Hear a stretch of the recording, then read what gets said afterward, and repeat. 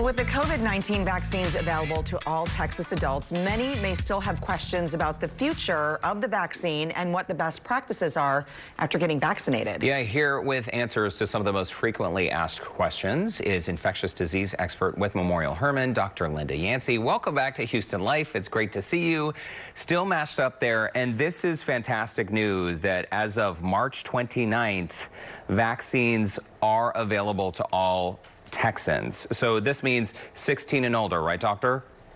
Absolutely. Anyone in the state of Texas 16 and older can now sign up to get the vaccine. We're hoping to get everybody in the state vaccinated by July. That is good news. And let's talk about after the vaccine. You have the 3 W's that you want to cover.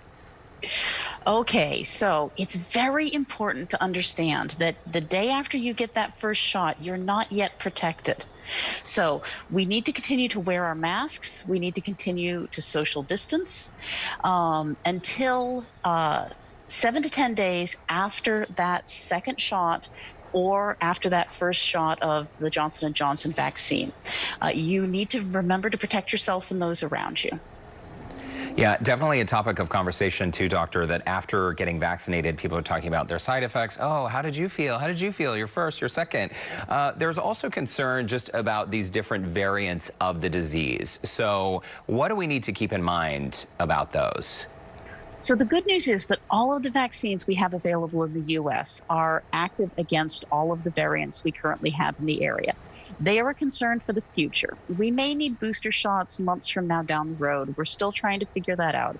But in the meantime, wear your masks, wash your hands, and watch your distance. Continue doing what we've been doing until we're all fully vaccinated, inoculated. Yes, absolutely. We've been doing this for a year. We're good at pandemic at this point. We all know what we need to do. You know, the end of this is in sight. We are within a few months of getting herd immunity, and that will be a game changer.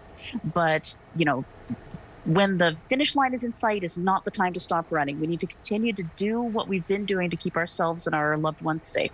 Keep our guards up for sure. Dr. Yancey, if we can talk a little bit about the side effects. I think a lot of people now we're hearing, depending on which shot they had, there's this conversation even going on with groups of my friends. I've got the first shot as well, no side effects. But I think the important thing is here, if we do feel something, you say and the experts say, that's good because that's our immunity kicking in. It sounds like such a mean thing to say, but that fever you're going to run, that 2 or 3 days you're going to feel cruddy, that's such a good sign. That's good news. That's a nice brisk immune response. That's your body giving you good high-level protection. But yeah, you're going to feel cruddy for a couple of days. Sorry about that. It seems, Dr. Yancey, that day-by-day information seems to be changing. Down here, numbers seem to be going down. Let's talk about potential concerns for a 4th wave.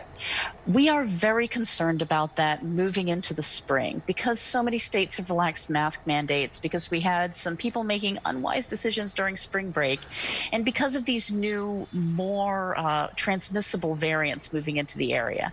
Now, nationwide, cases have been ticking up slightly over the past couple of weeks. Cases are still gradually falling here in the Houston area.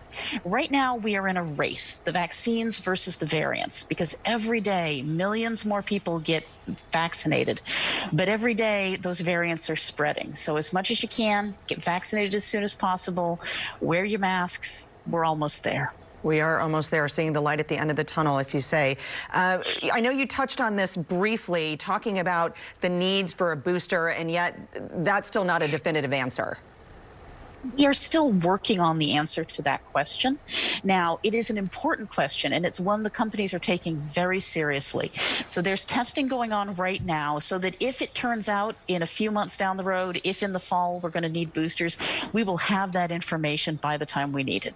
But the good news in the meantime, though, it appears that these vaccines are good, effective for at least 6 months. Is that right? A minimum of 6 months, probably more like a year, and hopefully longer than that. The data that's coming out is showing good, enduring, high-level protection for a prolonged period of time. All right, Dr. Linda Yancey, you said it. We're just about there. Thanks so much for your time. Thank you. And for accurate and up-to-date information related to Memorial Hermann's COVID-19 vaccine distribution process, be sure to visit memorialhermann.org/coronavirus or call 713-222-2273. Switching